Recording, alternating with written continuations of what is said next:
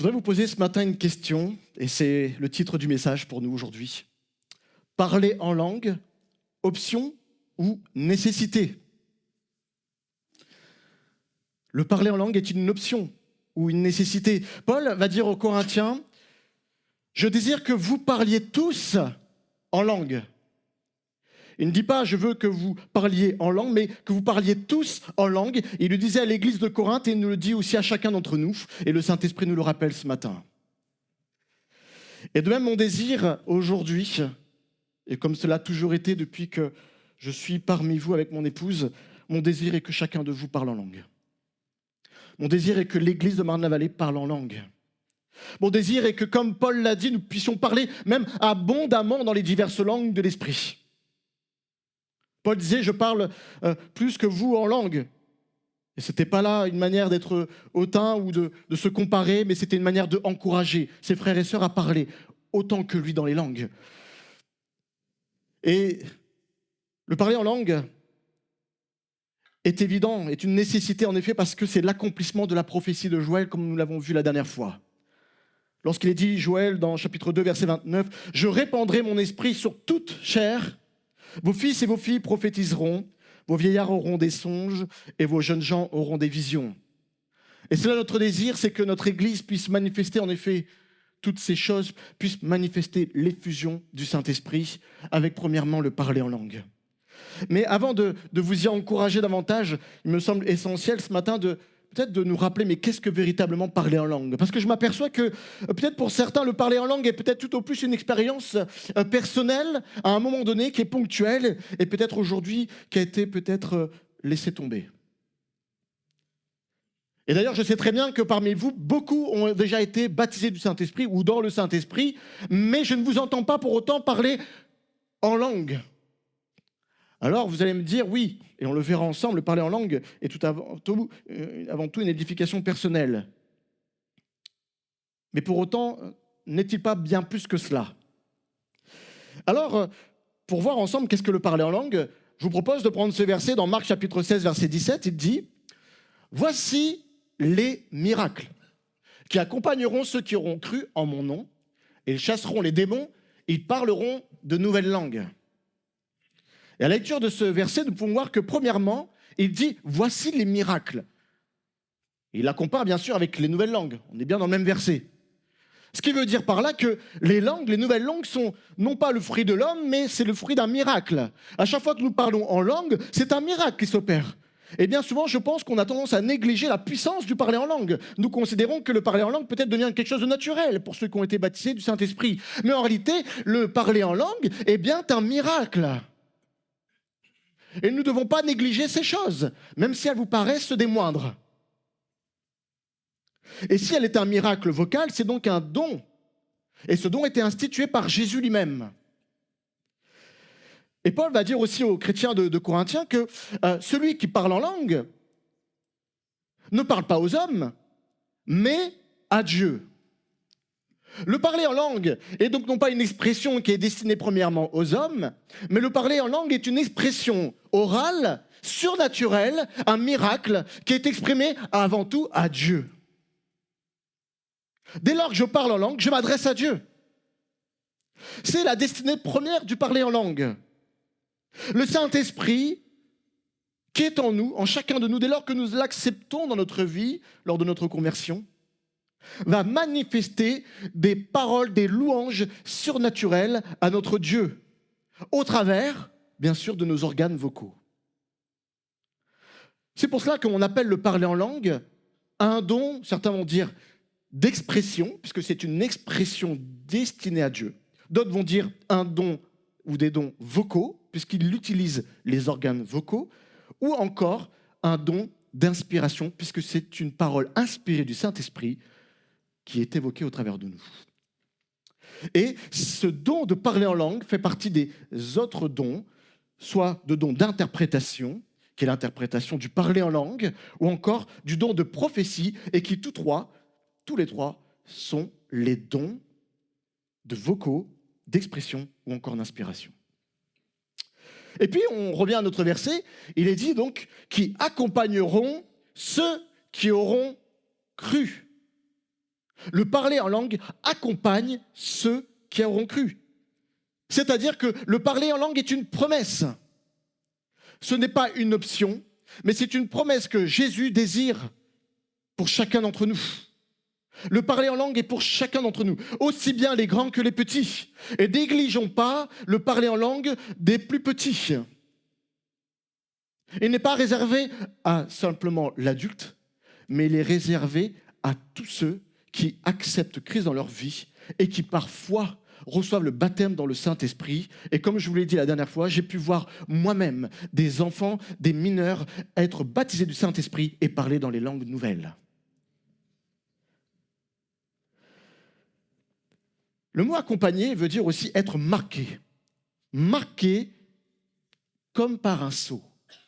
Dès lors que nous parlons les langues nouvelles, c'est en réalité être marqué du sceau du Saint-Esprit. Et nous l'avons vu, le Saint-Esprit, dès lors que nous sommes baptisés, nous marque du parler en langue, premièrement. Il est en effet, le parler en langue, le signe évident et initial du baptême dans l'Esprit Saint. Et nous l'avons vu au travers des 4 récits, et je n'y reviendrai pas ce matin. Je vous invite peut-être à reconsulter cette prédication, tel père, tel fils, pour lequel nous avons vu que le parler en langue était en effet le signe initial, non seulement le jour de la Pentecôte, dans Actes chapitre 2, puis ensuite à Césarée, dans Actes chapitre 10, ensuite à Éphèse avec Paul, dans Actes chapitre 19, versets 2 à 6, et puis ensuite à Saint-Marie avec Philippe. Donc le Saint-Esprit est en effet, enfin du moins le parler en langue, est un sceau qui marque notre vie et qui témoigne de manière évidente que nous avons reçu le revêtement de la puissance du Saint-Esprit. Dès lors que nous n'avons pas donc le parler en langue, il n'est pas question éventuellement de dire que je peux manifester des autres dons du Saint-Esprit. Avec le Seigneur, il y a des étapes. Et le parler en langue est une étape indispensable et incontournable avant de manifester d'autres dons du Saint-Esprit comme la puissance et dons de puissance, comme le miracle ou la guérison. Et je sais que certains m'ont déjà posé ces questions, mais est-ce que je peux manifester des dons avant de parler en langue? Je dirais non. Je dirais non à l'examen de la parole de Dieu qui est clair que tout revêtement de la puissance du Saint-Esprit commence premièrement par le parler en langue. Troisièmement, il dit qu'ils parleront de nouvelles langues. Le parler en langue est en effet une expression surnaturelle. Qu'est-ce que sont ces nouvelles langues? S'il est dit que ce sont des nouvelles, ce sont des langues que nous n'avons pas apprises. Ce sont donc des langues que chacun de vous et moi-même, nous ne pouvons pas exprimer par notre connaissance. Parler dans de nouvelles langues, c'est parler d'une langue que nous n'avons jamais apprise. Paul disait aussi, je prierai par l'esprit, mais je prierai aussi avec l'intelligence. Nous comprenons que parler ces nouvelles langues, ce n'est pas parler avec notre intelligence, mais c'est parler par l'Esprit de Dieu. Et lorsque je parle dans ces langues nouvelles, mon esprit est au repos. D'ailleurs, Paul dira que lorsque je prie en langue, mon esprit est en prière, mais mon intelligence demeure stérile. Dans 1 Corinthiens chapitre 14, verset 14. Et d'ailleurs, vous êtes certainement nombreux à pouvoir vivre cette chose que lorsque nous parlons en langue, je suis comme reposé. Il y a comme un phénomène de bien-être. Lorsque vous êtes contrariés, vous tous qui êtes baptisés du Saint-Esprit et que vous parlez en langue, vous avez déjà fait cette expérience que vous êtes comme reposés, comme libérés de ce fardeau. Et en effet, c'est en cela que le parler en langue est une nécessité. Et nous verrons aussi pourquoi le parler en langue. Mais déjà, dans ce que c'est que le parler en langue est une prière dirigée par l'Esprit. Et quel soulagement des fois de pouvoir crier à Dieu dans des langues nouvelles. Parce que notre âme nous sait exprimer notre douleur ou alors notre intercession. Et c'est alors que l'Esprit de Dieu prend le relais et exprime dans des langues nouvelles des choses inexprimables. Alors, cela ne veut pas dire qu'il est question que de la prière par intelligence ou que de la prière dans les langues, mais il est question toutes deux de prières qui sont différentes, mais indispensables. Et concevoir que la prière ne peut être efficace que par l'intelligence, Je dirais que c'est manquer à la moitié de l'efficacité de la prière. Car Paul le dit, j'ai prié en esprit et en intelligence. Les deux donc sont complémentaires. Et il serait une erreur de écarter l'un des deux. Aussi bien pour celui qui parle simplement en intelligence, qui prie en intelligence, il serait dommage de ne pas s'exprimer en langue dans sa prière personnelle. Mais aussi bien pour celui qui ne fait que parler en langue, n'oublions pas qu'il nous faut aussi parler en intelligence dans la prière. Amen. Néanmoins, j'aimerais préciser une chose. Lorsque nous parlons dans les langues nouvelles, bien que notre intelligence demeure stérile, il n'est pas question de penser que nous sommes comme possédés par l'Esprit de Dieu, au point que c'est l'Esprit qui domine sur nous et qui nous fait parler dans des langues incontrôlables.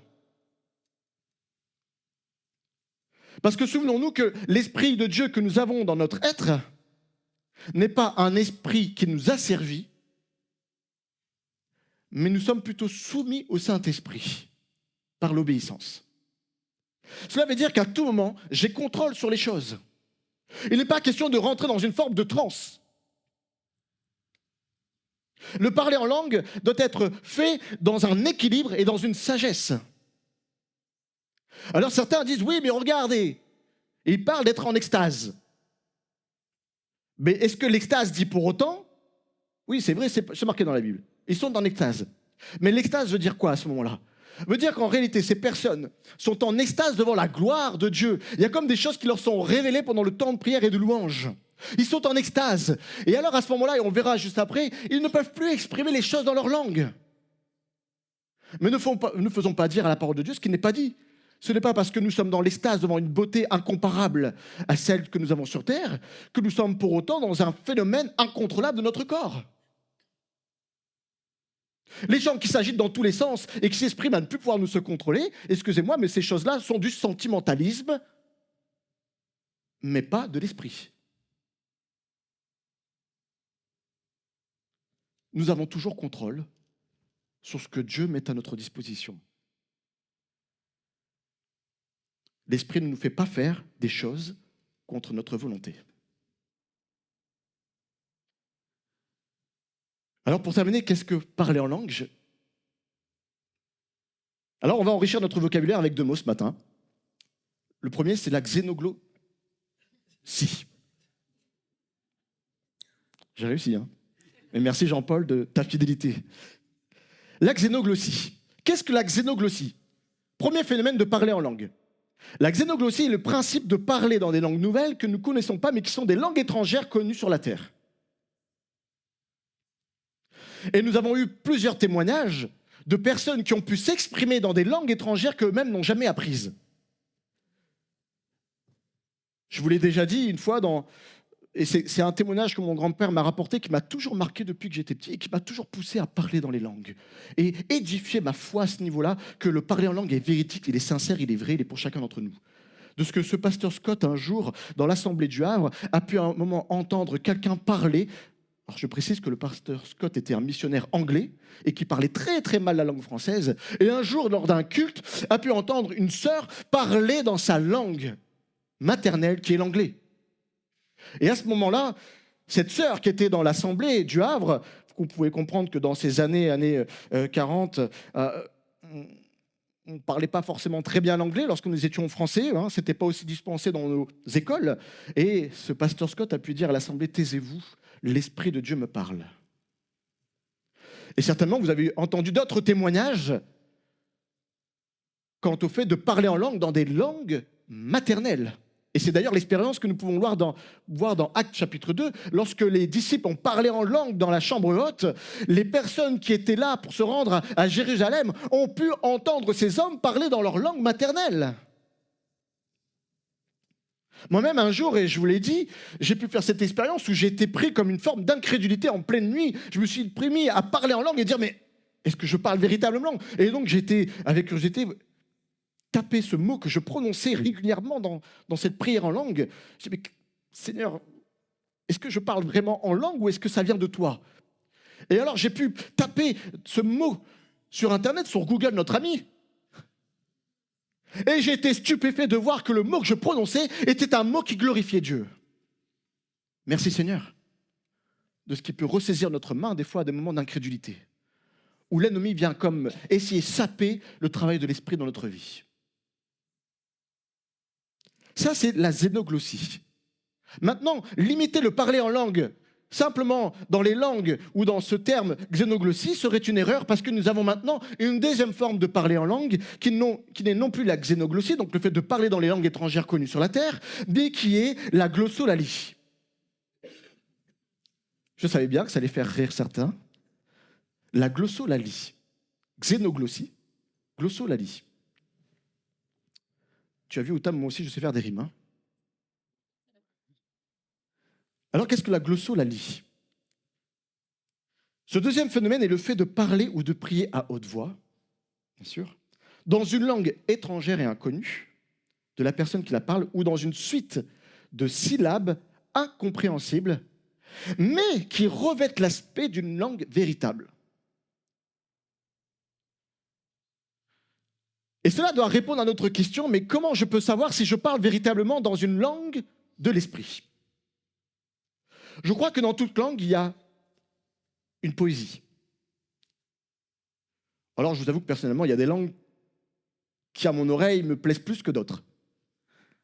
Mais n'empêche que chaque langue a sa poésie, chaque langue a sa ponctuation, chaque langue a ses points, ses virgules, ses syntaxes, et a sa trame. Et je vois Malika qui est prof de langue et qui pourrait dire en effet que pour avoir étudié une langue étrangère, à savoir l'anglais, ils ont aussi appris à l'université que chaque langue étrangère a sa formulation, a sa syntaxe, a ses intonations. Et même parmi nos langues françaises, que j'aime entendre la syntaxe provinciale, chantante. Cela veut dire par là que, alors, je dirais que c'est pas une langue, mais on va dire peut-être un dialecte ou une intonation, parce que nous avons chacun nos mots dans nos régions. Mais cela veut dire que nous pouvons être en mesure de reconnaître par là si la langue qui est prononcée par un frère et une sœur est en réalité une langue.